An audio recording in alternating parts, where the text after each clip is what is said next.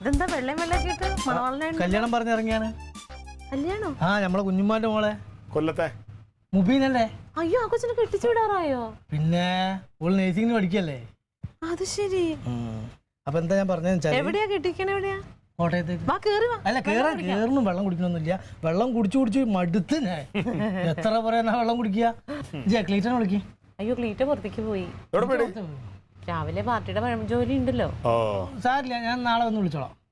അയ്യോ, അതിന് വേണ്ടിട്ട് വരുമൊന്നും വേണ്ട, ഞാൻ പറഞ്ഞോളാം ക്ലീറ്റനോട്. വിളിയൊക്കെ കഴിഞ്ഞോ? വിളി കഴിഞ്ഞിട്ടൊന്നുമില്ല. ഇനി എത്ര സ്ഥലത്താ വിളിക്കാറുള്ളത്? നിങ്ങൾ എന്നാ പോണേ? ഞങ്ങള് 2 ദിവസം മുന്നേ പോകുമല്ലോ. അപ്പൊ പിന്നെ എന്താ വെച്ചാൽ തക്കളി മോളെയും ക്ലീറ്റനെ കൂട്ടി നേരത്തെ വരണട്ടോ.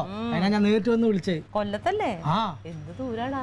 ഇപ്പൊ ഒരുമിച്ചാണ്ട് പോകില്ലേ? പോടുന്നാല് പറഞ്ഞാൽ മറക്കാറില്ല. ഇതിനൊക്കെ തിരക്കിന്ന് പറഞ്ഞു. ഓ ആയിക്കോട്ടെ. ഉമ്മാനെ. ഓ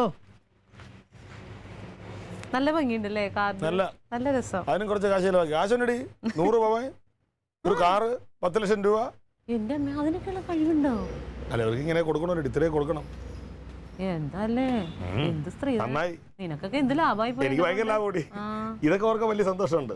നന്നായി നിന്റെ തീരുമാനം. എന്നിട്ടൊന്നും എനിക്ക് തന്നില്ല. പക്ഷെ പലിശ ഇപ്പൊ തന്നോണ്ടിരിക്കുക, അതാണ് പാട്.